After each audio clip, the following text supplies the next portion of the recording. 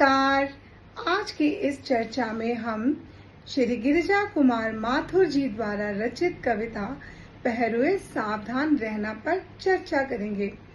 यह कविता भारत की स्वतंत्रता की प्राप्ति की प्रथम रात्रि पर नागरिकों को दिए गए संदेश को अभिव्यक्त करती है। इस कविता के माध्यम से कवि सुरक्षा कर्मियों को, पहरेदारों को सतर्क और सजग रहकर देश की सुरक्षा का दायित्व समझा रहे हैं।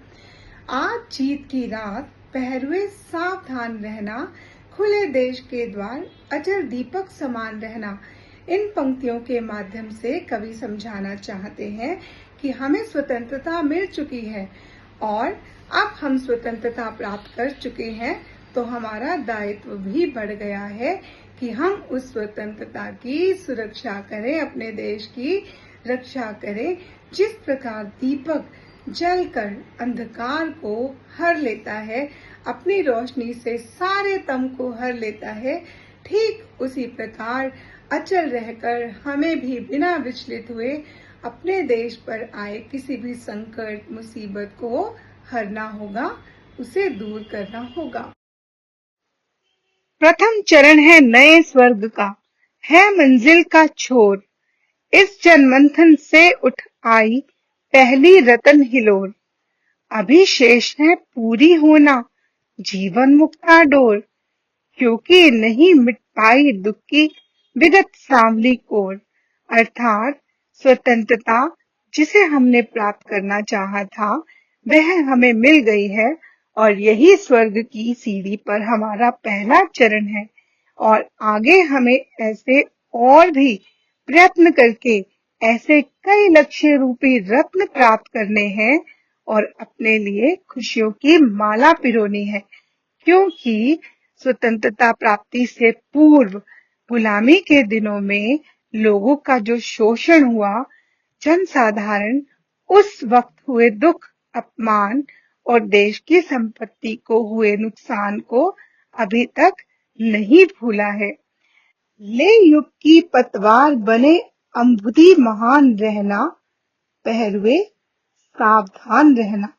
आजादी के बाद देश के प्रति हमारी जिम्मेदारी और भी ज्यादा बढ़ गई है, क्योंकि अब उसकी बागडोर, उसकी पतवार हमारे हाथों में ही है।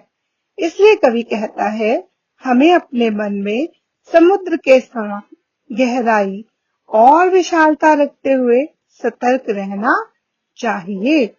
विषम श्रृंखलाएं टूटी हैं, खुली समस्त दिशाएं, आज प्रभंजन बनकर चलती युग बंदिनी हवाएं। प्रश्न चिन्ह बन खड़ी हो गई यह सिमटी सीमाएं, आज पुराने सिंहासन की टूट रही प्रतिमाएं। उठता है तूफान इंद्र तुम दीप्तिमान रहना, पहरुए सावधान रहना।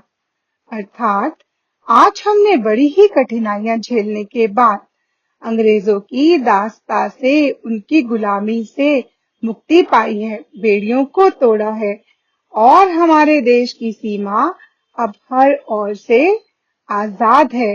परंतु ध्यान रहे, इस विश्व में हर ओर से तूफान की तेजी से बंदी बनाने वाली हवाएं चल रही हैं। अर्थात कई देशों के आक्रमणों का खतरा अभी भी हम पर मंडरा रहा है। कवि कहता है कि अंग्रेजों ने अपने फायदे के लिए हमारे जन समूह को जाति, धर्म, भाषा जैसे कई तत्वों के आधार पर छोटी छोटी सीमाओं में बांट दिया, जो हमारी प्रगति की राह में जटिल प्रश्न बनकर खड़ी हैं। आज ब्रिटिश सिंहासन नष्ट हो रहा है, लोगों में आक्रोश का तूफान है, जो ध्यान न देने पर आपस में ही हिंसा भड़का सकता है। इस प्रकार चांद की रोशनी में पथिक यानी कि यात्री, चांद की रोशनी उसे अंधेरे में भी रास्ता दिखाती है, उसी प्रकार हे पहरुए, तुम्हें भी सबका मार्ग प्रशस्त करना होगा, सबको राह दिखानी होगी। ऊंची हुई मशाल हमारी, आगे कठिन डगर है, शत्रु हट गया लेकिन उसकी छायाओं का डर है। शोषण से मृत है समाज, कमजोर हमारा घर है, किंतु आ रही नई जिंदगी, यह विश्वास अमर है। इन पंक्तियों के माध्यम से कवि यह कहना चाहता है कि अब हमारी आगे की राह आसान नहीं, हमें आजादी तो मिल गई है, किंतु हमारी राह कठिन है। इसलिए अपनी मशाल को ऊंचा करो, अर्थात अपनी सतर्कता को बढ़ाओ और आगे का कठिन रास्ता तय करो, क्योंकि शत्रु भले ही यहाँ से चला गया हो, किंतु अभी भी उसके वापस लौट आने का खतरा अप्रत्यक्ष रूप से हमारे उन्नति में बाधक बन सकता है। शोषण से मृत है समाज, कमजोर हमारा घर है। इन पंक्तियों के माध्यम से कवि यह कहना चाहता है कि इतने सालों की गुलामी में हुए शोषण से हमारा जो जन समूह था, जो लोग थे, वे मानसिक, सामाजिक, वित्तीय अर्थात आर्थिक रूप से हर प्रकार से कमजोर हो गया है। परंतु यह विश्वास कि हमारे जीवन की नई शुरुआत हो गई है, हमारे मनोबल को मजबूती प्रदान करता है, हमारे उत्साह को बढ़ाता है। जन गंगा में ज्वार, लहर तुम प्रवाहमान रहना, पहरुए सावधान रहना। इन पंक्तियों के माध्यम से कवि कहना चाहता है कि लोगों के मन में आजादी मिलने के बाद अब अत्यंत उत्साह है, लोगों का मनोबल बढ़ चुका है।